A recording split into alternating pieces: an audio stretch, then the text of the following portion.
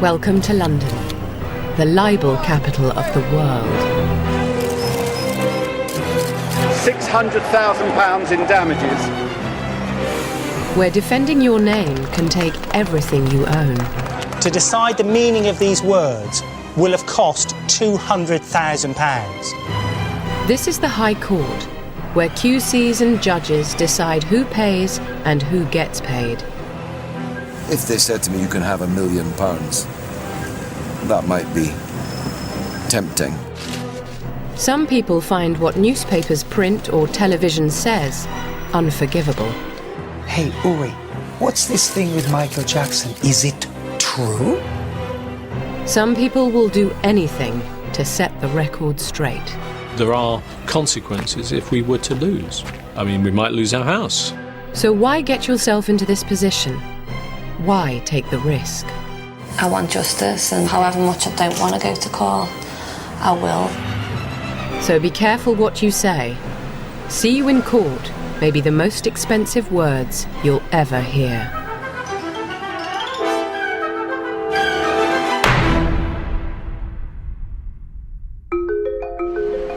Tonight, two people decide to fight back against the image they say the tabloids have given them. Cheryl Gascoigne feels her reputation has been trashed for years. Print me, we're sorry, this was wrong, this is the truth, I'll be happy. And she's suing 3 separate newspapers. Worst case scenario is it goes away to trial and I don't sell the house. Where am I going to get 200 grand from in November?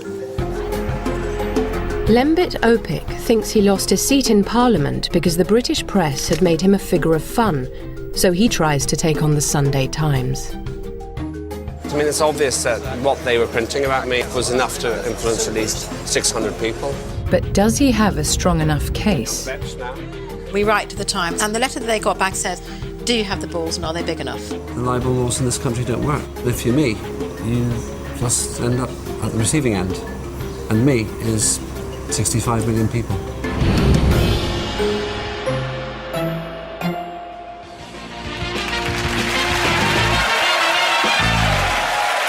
The fact that I was on that programme 7 hours after losing my seat would tend to indicate a degree of shock, really. And on Paul's team is one of the few politicians who knows what the future holds for him.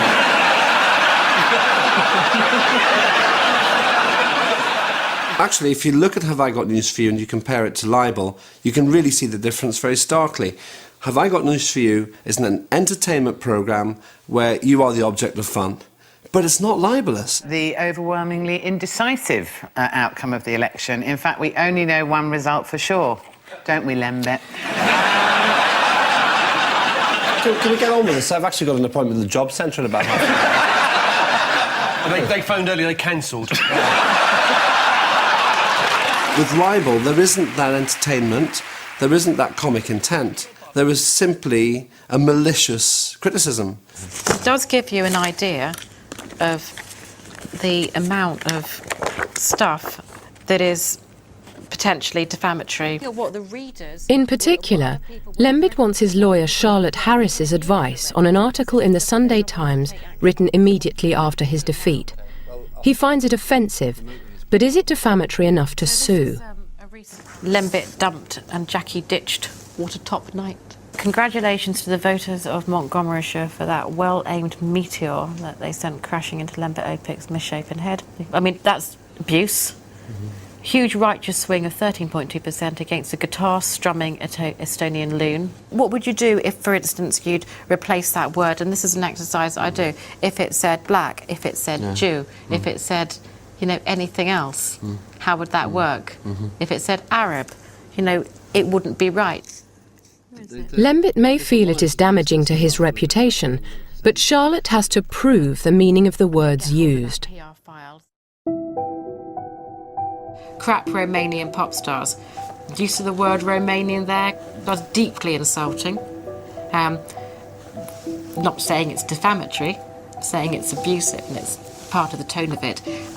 Sian Lloyd was probably right. What did Sian Lloyd say? She implied that he was alcoholic. She implied that he was unfaithful. She implied that he was some kind of, you know, narcissistic, delusional fool who didn't deserve to be with her or anyone else and wasn't fit to be an MP. So that is what we call the innuendo meaning. An innuendo meaning means that if you're a person who is aware of that, that's the meaning that you put in. That's the meaning by innuendo. So we look at that. Everyone involved in the election turned upon miscreants. So, definition of miscreant, somebody who's done something really dishonest. So he's been ousted because he's a bad person. So is that defamatory? Well, yes. So will I be writing? Yes. Will I say those are my meanings? Yes.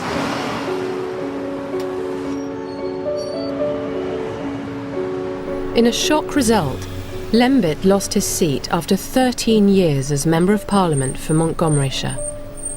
His majority of over 7,000 disappeared. Whether it's the media's fault or not is another matter. We've got this pass now, ex-MP, sums it all up. To have limited access, there's not access to all areas anymore. I can't just wander into the House of Commons and say, oh, and another thing, I was robbed.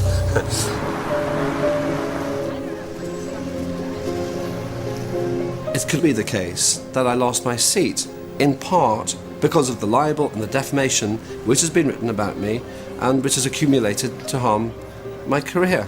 How's life with you? No, not bad, yeah, nice to see you again, that's all right. You keep me busy? Well, yeah, I suppose so. Job hunting. All right. How are you doing, my friend? No, this is Wes. Every time I see my friends do well, something in me dies. How are you? Hey, enjoy the back of the car. Hey, good to see you anyway, Minister.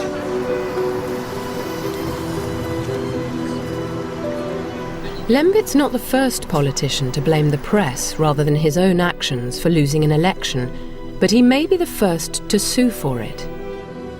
One of the things that the press often says, oh well, you've courted publicity, you want to be in the papers, so you just have to accept the consequences. It doesn't work like that. Where does it say in the book that it also entitles people to make up lies? Political friends from all parties tend to agree. You'd read stories, you'd laugh at them because they're so palpably nonsensical. And then somebody on the doorstep or in the pub or wherever would say, oh, I see such and such and such. I've had that. And your reputation's all you've got.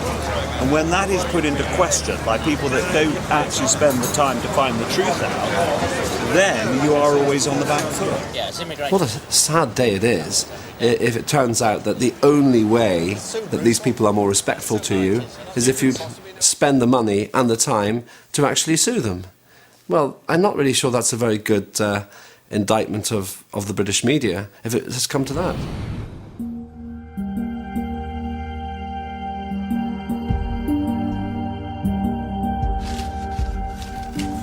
So there we are, then I got you lying bitch. It's basically saying that I've abused him, I've taken all his money, and now I want to see him dead. There's no balance in it whatsoever, it's just him in a rage and then printing his rage. Should we just walk where we'd normally walk? Cheryl Gascoigne lives in a large detached house in beautiful countryside just north of London. She moved here after the divorce from one of England's most infamous and richest footballers, Paul Gascoigne. But ever since the divorce, Cheryl's watched the tabloids print story after story about her, and she's had enough. The what? It's a nasty piece. It's on the front page. Cheryl's suing me for 100 grand, and she'll kill me before the booze. I mean, it's pretty ugly stuff. And a right-minded individual looking at that particular headline would go, "Oh my God, what a sort of money-grabbing bitch," effectively. And that is how she's been portrayed in the press. And you know, it's nasty stuff to have to deal with that every single day for years and years and years. Cheryl's put up with headlines like that for 13 years, until now. Encouraged by the public reaction to the book she wrote 2 years ago, she's decided to confront the tabloid. And by him and the News of the World printing that it's all lies, they've defamed my book. They've called me an out-and-out liar. So my whole book must be lies. What I want, I'll never get. I would say no money, print me, we're sorry, we're sorry, we're sorry, this was wrong, this is the truth, we're sorry, this is the truth. I'll be happy. I'd walk away without a penny. Do you get nervous when you have to go to the lawyers? I don't feel nervous, but like I said, if I go to court, if you went to court, if I get to court, I will be nervous because obviously it's scary. I've never been to court before. Cheryl's hired a libel lawyer to sue the newspaper and brought her friend Adele along for moral support. Hello, Patrick. How are you? What are you doing here? Seeing Roddy. Cheryl's not just here today to discuss what's been printed about her in the news of the world. Hi, here to see Roddy. There's been another attack that's made the front page of the Sunday Mirror. It's a sensationalised front page I blame Cheryl article. It's basically an interview with Carol Gascoigne, who's Paul Gascoigne's mother, who effectively blames everything that Paul has ever done on Cheryl. How you doing? You okay? Fine, you? Good to see you, yeah, not bad. Jolly good. We're going to your office, Roddy.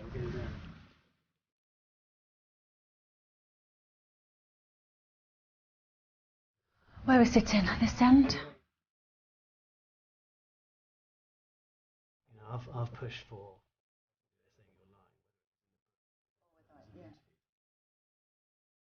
Well, let's start with the Sunday Mirror.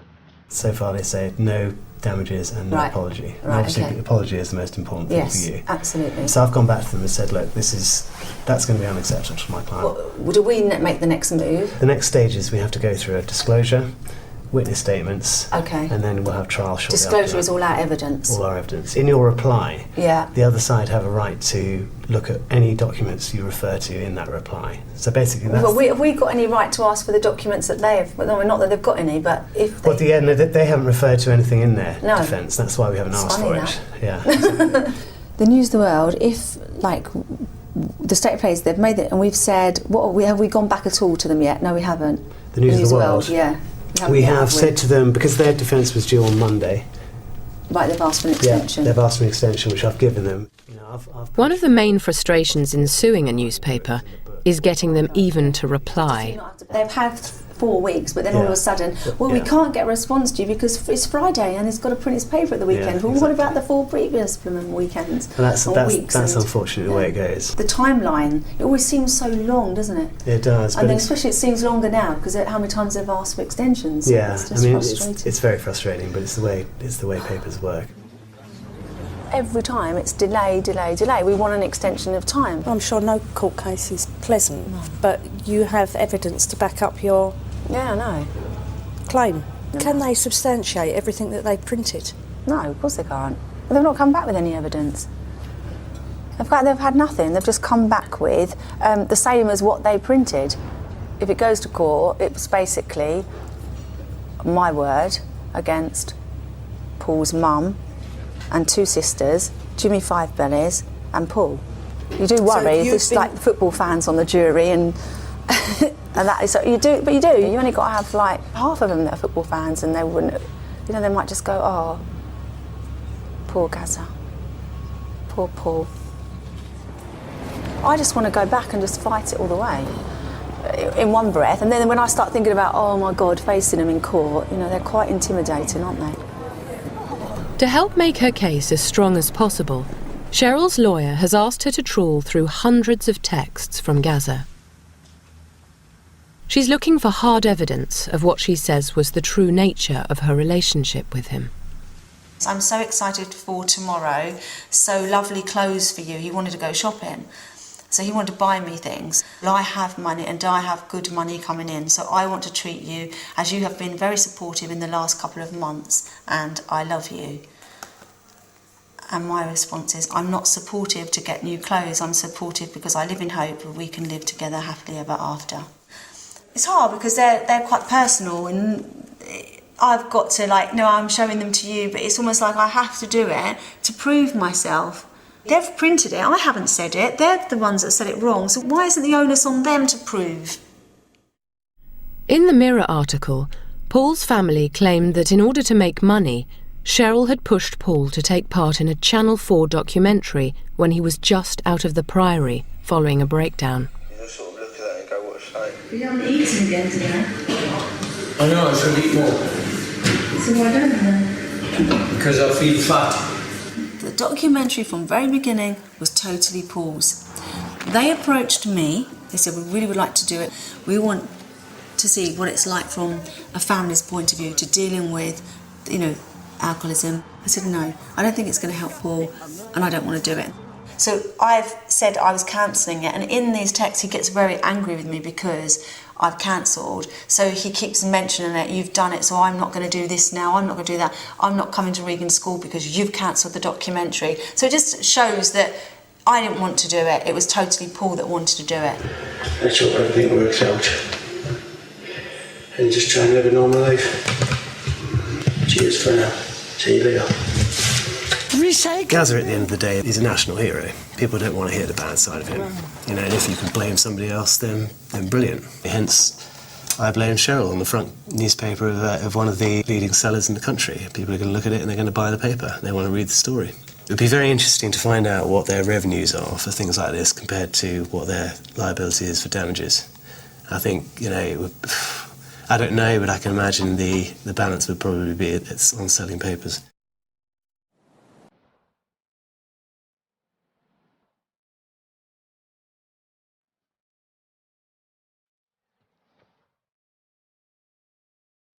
My defeat was probably the most shocking result of the evening in any part of the UK. I expected to win. The guy who beat me expected me to win. So something very strange happened in Montgomeryshire. Lembit is now packing after 13 years representing this constituency in mid-Wales.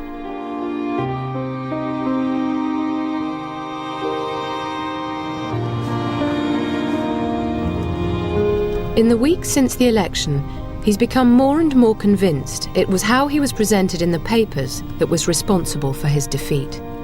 I don't think many people could have matched my performance in the House of Commons. I was actually the hardest working MP in 2009 from Wales. And all of that seems to have been springboarded from this acceptance that it was okay to run me down in those personal ways. I might join you on the bench now. Will you? Yeah, it's a green bench, isn't it? Now he's retired, Forcibly he can come and sit here all day, can't he? Yeah. Joy Jones is a local politician. She and Lembit have been friends for years, but she's watched public reaction to Lembit with interest. That's rubbish in there, so even the harmonica's not working properly. There's a lot of things that have been said about him, especially about him being with a younger woman, that he was like a cradle snatcher and things that I wouldn't like to repeat, to be honest. People were unhappy about stuff that they'd read and the way they felt Lembit was acting. And obviously a lot of people believe what they see in the papers, and people say there's no smoke without fire, but also they should look at it as another way. It can be a smoke screen. But back in London, Lembit's lawyer Charlotte Harris isn't finding the Sunday Times willing to apologise. They've said, oh yeah, well it's all right, we can write what we like, we can present it in whatever way we like as long as we say that it's fair comment and opinion. But the damage has been done, the hurt has been done, and so given the way that libel law is moving, I don't think that we should just give up.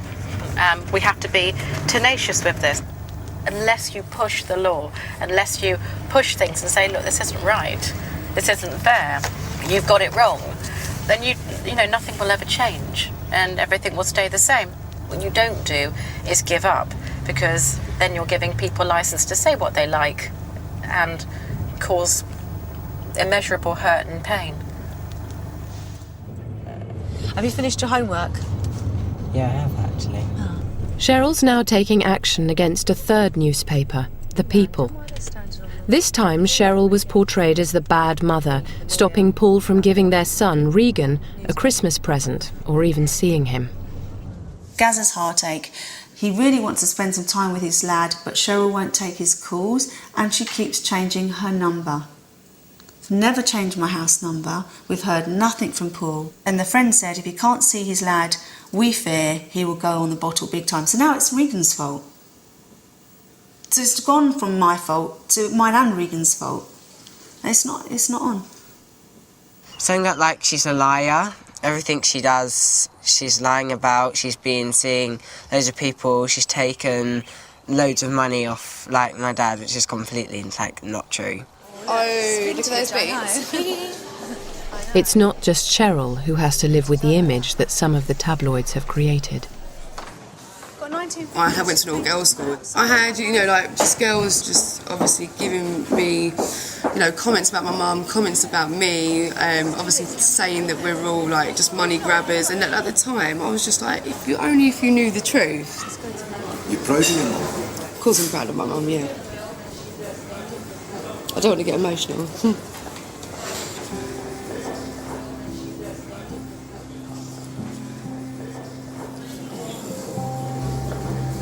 Yeah, it's hurtful.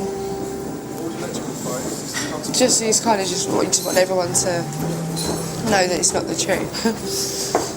But then at the end of the day, I've just kind of learned that, it's if you know the truth, then that's what matters. But over so long a time, it has affected us all. Yeah.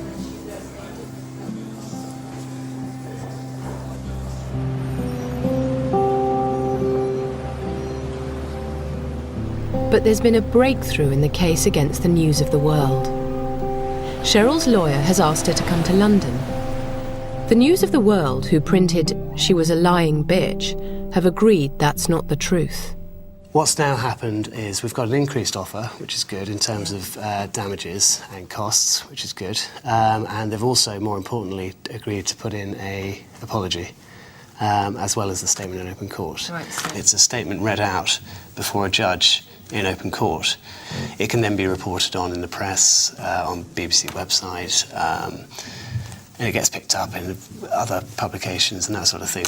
Right. Perhaps it might be better to read the statement in open court first. Yeah. It is here today by its solicitor to apologise publicly and unreservedly for the distress and embarrassment that the article has caused Miss Gascoigne. On the following Sunday, they will then print an apology. It will appear in no less a prominent position as the original article. So they're going to have double page, Cheryl Gascoigne, apology. We got it completely wrong. Unfortunately not. Much as I would love it to do that, unfortunately not. Not the same prominence then? Not the same prominence, but equally as prominent in terms of page numbers. It's going to be what about that, isn't it? It's annoying. It'll probably be squeezed in. The important thing is this will be on the file, so if anyone from the News of the World decides to write anything about you again, it'll immediately flash up. This is what's happened. I'm really pleased what I do with that. I think the money that you have from them will obviously provide you with a decent fighting fund for the other one. Yeah, exactly. That's why it's going straight into the fighting fund. Yeah. Exactly. So we got 30,000 in damages, and I think costs were 18.5. I think plus VAT. Okay, that's a good conclusion. What more can I ask for? I just want the world to know that they print lies about me.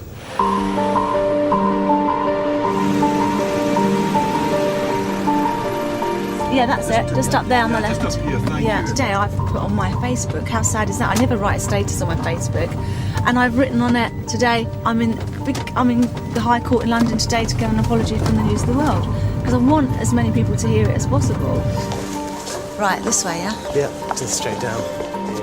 Getting the apology read in court means it enters the public domain, allowing other papers to pick up the story.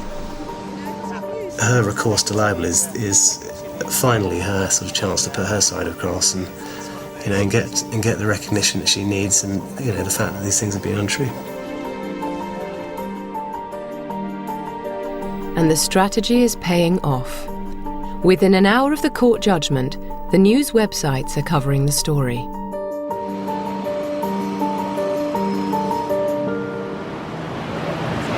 Massively valuable for us, because obviously we want to get across the fact that Cheryl's not an easy target. If you go after her, then with defamatory lies or whatever, then we'll come after them. It's as simple as that. That's what we want to do. That's the main thing, isn't it? It's not even, it's like you want it printed, but the main thing is don't do it, stop now, enough's enough. Well done, congratulations. So are you pleased that you went through all that? Oh, good, yeah. The more evidence I got, it was like, even though I knew I was right, the more evidence I was going, you bloody well are right. One libel battle won, 2 still to go, and the questions remain. I mean, that case has cost them £50,000, so that must have hurt their pocket somewhere, but has it? There's one what I sometimes do, which makes you look like Fiddler on the Roof. With his MP salary gone, Lembit has to find other work, and that's why he wants to sue the Sunday Times. He's worried that his image in the press, that he feels cost him his seat, might also harm his chances of getting work in the future. I do actually need to get a job, and that means that I need to have the kind of reputation which means people will employ me. And if they Google me and they find this kind of thing, there's a chance that that will materially harm my chances of getting a job in the private sector. It's a wrap. Tonight, Lembit has to audition in front of agents who book after-dinner speakers. It's a kind of X factor for after-dinner speakers tonight. We're all on edge because, well, we want the jobs. Contained within my name is a great tragic irony. This is the most implausible anagram in history, actually. I like to be MP, and I have to live with that, though more likely, I think, the best way for me to get into Parliament now is I killed a BPM, talking about... One of our main objectives this evening is to sort of show people there is actually another side to him. He's not just, dare I say, cheeky girls and weather presenters. He's actually got a serious side. He's got interest in the aviation industry, in the nuclear industry. We talk about emerging, if you like, of celebrity culture and political culture, and how there is a cult of personality now, particularly in politics, whether you like it or not. If you want somebody who can speak really about the human condition, and having had a pretty interesting experience of it myself, maybe I'm your person. My name's Lembit Opik. You've been a lovely audience. Thank you very much. Thank you. Lembit seems to go down well, which is good because money is tight. He can only continue with the libel case because his lawyer is willing to act on a no-win, no-fee basis. She believes in Lembit's case, but knows the newspapers have all the resources. Good timing. How are you? Nice to see you. So I'm eating a banana. So we look at the Rod Liddle article and we write to the Times to spend ages getting back. And the letter that they got back is not untypical of the kind of thing that you get from News International generally. What it says is, do you have the balls and are they big enough? That as far as they were concerned, our meanings are wrong, we shouldn't have even been offended by it. Basically, it's opinion. And that because it's written in an opinion column, that means that it's opinion. Disappointing. But something happened a couple of days ago at the Liberal Democrat Party conference that only reinforces Lembit's will to take on the press. At the conference, the Mail and the Mirror had photographers following me about. How do I know this? I walked right up to each of them and said, "What are you doing this for?" "So, I've been told to follow you around and take photos," unquote. Does it just make you feel like you've got absolutely no control, that you are just this piece of public property and that they've got just no respect at all? I was trying to talk about the mayoral election. I was trying to talk about changing nuclear policy for the party. And all they wanted to do is talk about whether I was going out with someone. Not even an MP. Not even an MP. And they still carry on doing this. Somebody like, Rod Liddle, who's writing the column, will say, yeah, well, the reason why people are asking you about it is because, after all, you did go out with this woman, and look, the fact that they're following you around and asking you questions about your personal life shows that you became a joke. And you want to turn around and say, no, you've got this the wrong way around. You created that, you intruded into my private life, you decided that that was what you were going to create, and now you're perpetuating the myth so that you can keep going, it's the wrong way round. The answer is... But the boundary between public and private life is always being tested by the press.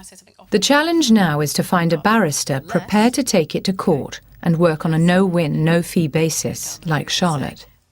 But we have to decide whether or not we're able to throw money at it. We can't, okay? So, therefore, we need to go to another barrister and see if somebody will take it on a no-win, no-fee. That's not going to be easy. If you haven't actually got the resources to stand up to these people, then we haven't got a free press, because you become a prisoner of what they write. It's as simple as that. From my understanding... On the surface, things are going better for Cheryl. The People said she kept changing her phone numbers to prevent Paul seeing their son Regan, but suing the paper has worked.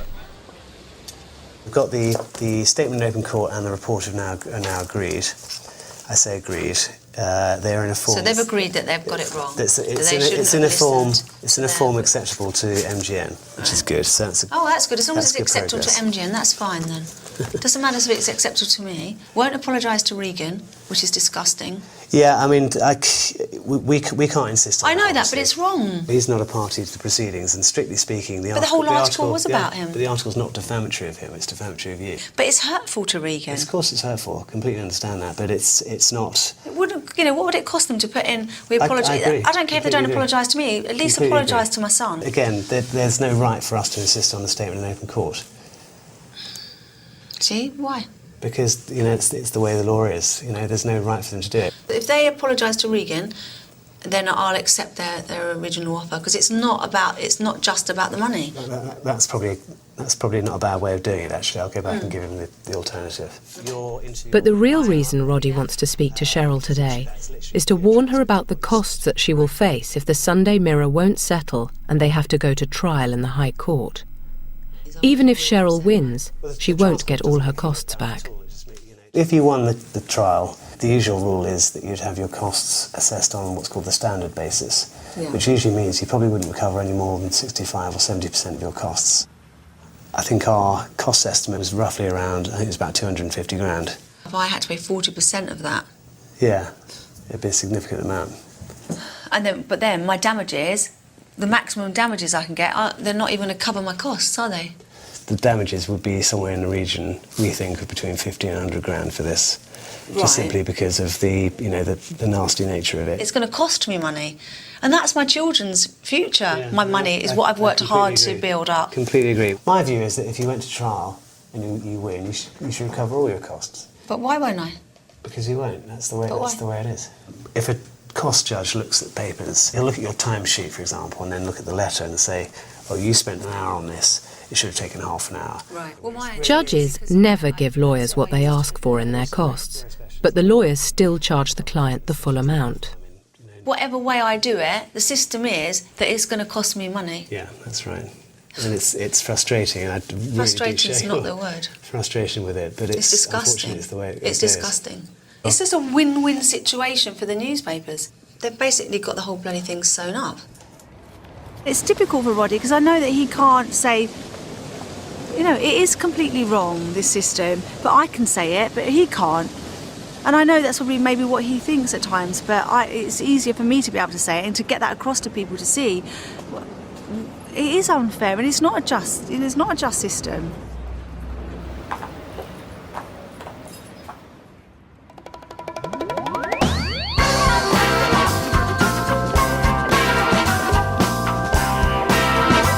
Lembit's passion for the strange two-wheeled Segway has landed him a job advising a group trying to influence the Department of Transport on them.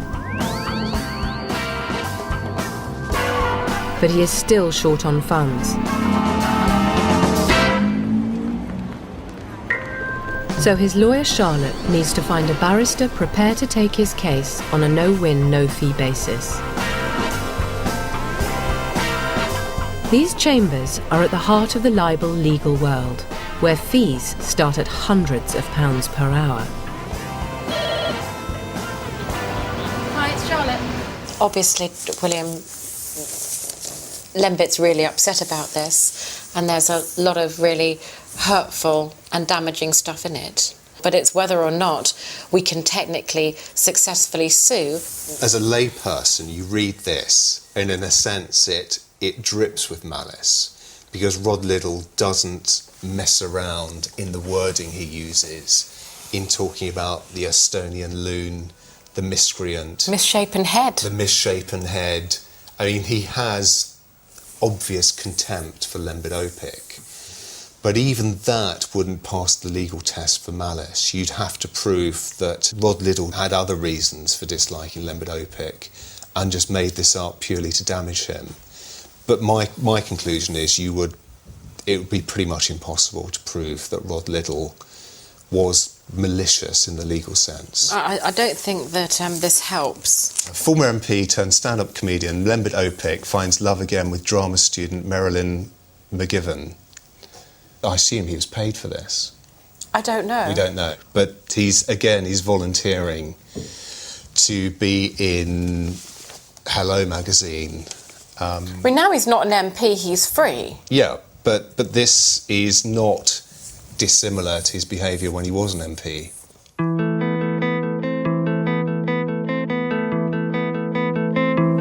One of the things I get criticised for is seeking publicity. Well, let's look at that. I was in Hello recently with my new partner, Marilee, and that came about because we were being followed by a mirror photographer and a male photographer who were desperate to try and get a shot of us together doing something romantic. Now, this wasn't in the park, it wasn't in the evening, it wasn't invited, it was the Lib Dem Polly conference where I was trying to do politics. Now, once that starts happening, I know from past experience, it just gets bigger and bigger. So we end up talking to one magazine that's never libelled me, it's never done me down, and that's Hello. So, frankly, this was a direct consequence of the fact that we couldn't keep the genie in the bottle. You can't get away from the idea that if Lembit was willing, if you like, to sup with the devil, to walk hand in hand with the media and to pose for those photographs, that he can't then complain about the fact he's got that sort of publicity. The journalists use the excuse of high profile to act in a libelous way, in a way that you would never dream of talking to your neighbour or somebody else, because you would just know it wasn't acceptable. But apparently it's acceptable if you put it in a magazine. It's very tempting to launch a legal action, but don't do it. If it's more likely than not, you'll end up inflicting on yourself even more damage. The one and only Lembit OPEC!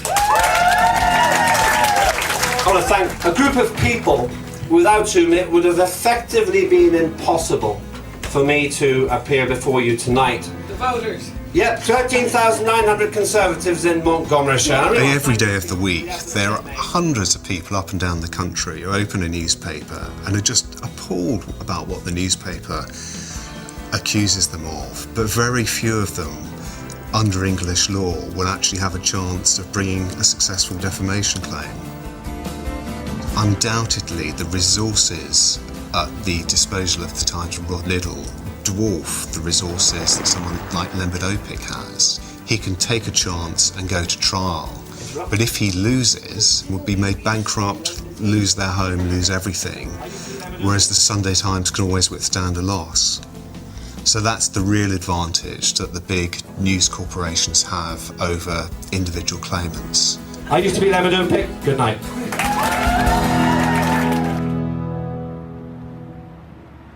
Most libel claimants simply don't anticipate how frightening the costs of suing quickly become. £10,000 soon becomes £100,000. Yesterday, that message hit Cheryl in an email from her lawyer. She always knew going to court would be expensive, but not that she would have to find the money for her costs before the trial even started. By no later than, say, the 30th of November, a figure of approximately 200,000 plus VAT will be to cover our costs. When I read it, I think I read it and walked away from it. I just shut it out. And it wasn't for a couple of days, and I thought, I'm sure that said I've got to pay 200,000. I was sick, felt absolutely sick, and I thought, where am I going to get it from?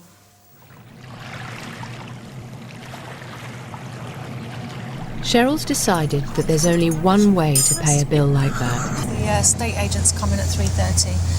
They're going to put the board up. Unfortunately, it's a bit more real when the board's up. It's a bit more of a realisation. It might be a bit horrible, actually. So what happens if the house doesn't sell within the time scale? I don't even want to think about it. I can't even think about it. I've got to wait and other way round it. Where else am I going to get that amount of money from?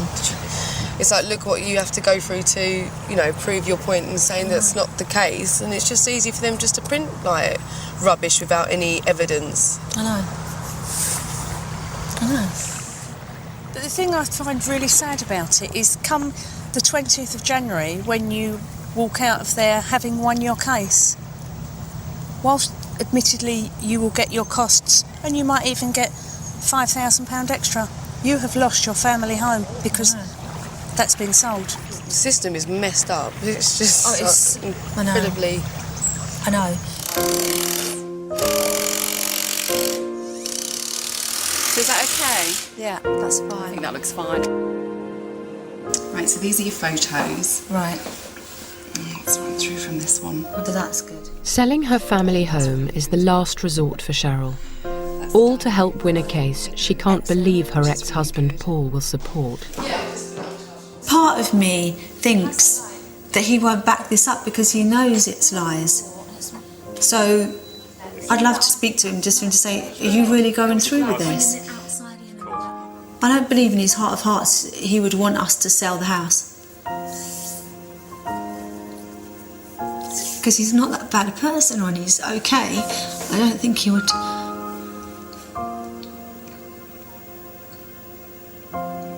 Take it from here and then it shows the palms and that outdoory area and the... Can we have a bottle of wine and a couple of glasses just on that If we're going to do we'll quite close shots, close-up shot. that would look quite nice. I think it's really, really sad because I know what this means to us. What it was when she very first started, how she's renovated the house. They're all very happy here. And that's it now, it's got to go. See, if all else fails, I could get a job as a gardener. I think she's being typical Cheryl, as in very matter-of-fact about it, but I think she's devastated. If it was a little bit later, it's got this... Best scenario is that the Sunday Mirror turn around and realise that they've got no evidence, they've got no case. Worst case scenario is it goes away to trial and I don't sell the house. Where am I going to get 200 grand from in November? That's worse. It's my choice to carry on. I could stop now and think, right, okay, just lose, £70,000. But then if I walk away now, then that's saying, yeah, you were right. And then what that means, and then it's like the floodgates are going to open. They're all going to print what they like again. Because, it can't be true because she's backed off.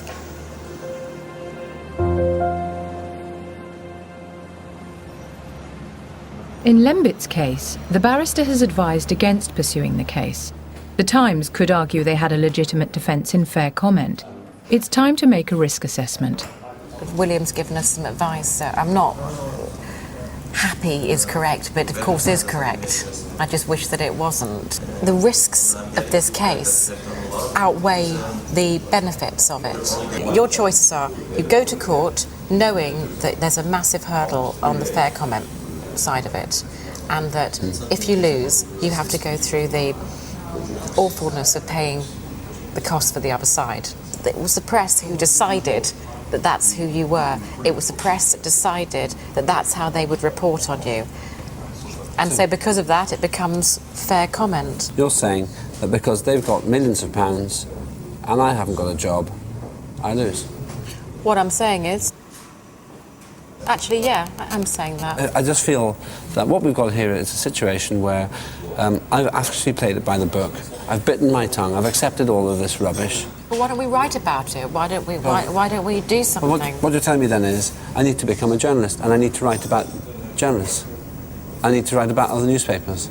You're telling me that's what I need to do? I'm telling you that maybe you should join the libel reform campaigns. I have to take a different approach. When I'm calmer, I'll think about what that is in terms of highlighting what's been done to me and so many other people. And the second thing is, woe betide the next person who libels me. Facts are obvious. I just haven't got the financial resources to take this risk. But I'm left with a feeling that the libel laws in this country don't work. Not if you're unwealthy. If you've got 2 million quid or a full-time legal staff, probably you can do quite a lot with the laws. But if you're me, then you just end up at the receiving end. And me is 65 million people. Lembit has had to fold, but Cheryl's still fighting the Sunday Mirror. Searching for evidence for her witness statement has taken Cheryl and her lawyer weeks of work. But looking through the original tapes shot for the surviving Gaza documentary has paid off. Well, there were like 1,000 of these tapes, each that were probably about an hour and a half, 2 hours long. And I just went through them, all of them, until I Hallelujah, I found what I was looking for. He rang me at 5:30 this morning. The tape shows Cheryl speaking to Paul's mum, Carol. But in the Sunday Mirror publications, Carol stated that she'd not spoken to Cheryl for years. But obviously I know you're worried. Have you told John? You can see I'm writing things down and I'm talking to her, and she's basically begging me to do something. I'll ring you back. I will. All right. Okay, don't worry. All right. Bye. She said I hadn't spoken to her at all for 8 years or something ridiculous, whereas this proves that she was ringing me beforehand. I have to do something to help her because she's beside herself. You know, to me that was just like gold dust, because it just blew that whole thing about I've never spoken to her. There's my proof.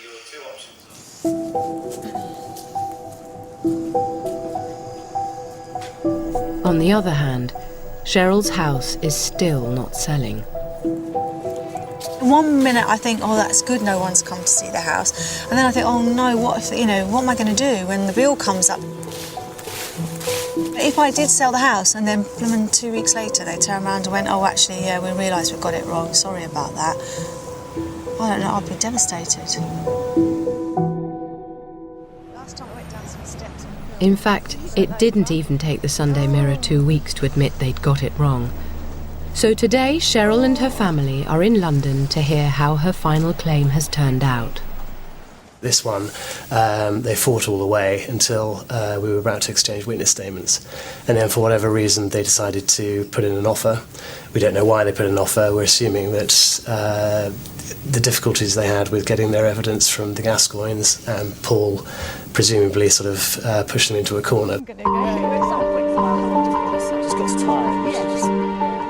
They agreed to say all the 3 allegations that made up our claim were all untrue, which is exactly what we wanted them to do. Does that mean only us are there? It's only us are there. It's like, and no representative on there for... And it's just them sort of saying, well, we've just withdrawn from the case. They've paid all the damages, they paid your costs. Yeah, exactly. In this case, Cheryl has decided to accept the lower damages of £30,000 to win the right to have her name cleared again in open court. She wasn't in a great financial situation, but she wanted to see this through. This is very, very important for her. It's a good result at the end of the day. You know, now we can draw a line under it, which is great. Which is exactly what we wanted. Last one. Woo! Congratulations, Mum. It has been well worth Thank it. you for being here. I'm glad you're here. I wish well Max done. And if anybody asked me for advice, I'd say, if something's been printed about you and it's not true and it upsets you, sue. Go in this if you want justice, some sort of justice, not full justice, and you want it to stop. That's the main thing. If you want it to stop, then go all the way. But like most libel claimants, Cheryl hadn't anticipated just how far that would take her financially. It costs you to vindicate your name at the end of the day, which is, it's a shame, but it's the way the legal system is at the moment. Especially when you're against newspapers who have, sort of very deep pockets. Don't go into this thinking you're going to earn money, because I certainly haven't. If I had lost, I would have lost probably £600,000 at least. Who's winning? It's the law that's wrong on this. The libel laws that are wrong.